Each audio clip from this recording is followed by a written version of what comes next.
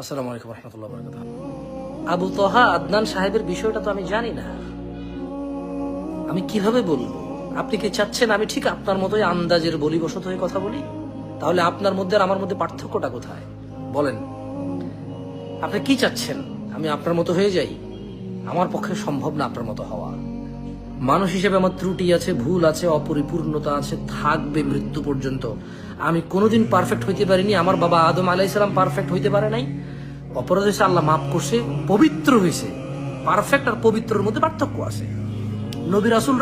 নবী রাসূলদের দ্বারা যদি কোনো ত্রুটি হতো, ওরা আল্লাহর কাছে ক্ষমা চাইতো, আল্লাহ ক্ষমা করে দিত, তারা পবিত্র হয়ে যেত, বাট পারফেক্ট হইতে পারে নাই। তো আবু তোহা আদনান সাহেবের ব্যাপারে আমি কি বলবো? আমি তো কিছু জানি না। ফেসবুকের পোস্টের উপরে ভিত্তি করে তো আমি কিছু বলতে পারি না। আর ফেসবুকের পোস্ট কখন যে কেমন আসে এটাই তো বলা মুশকিল হয়ে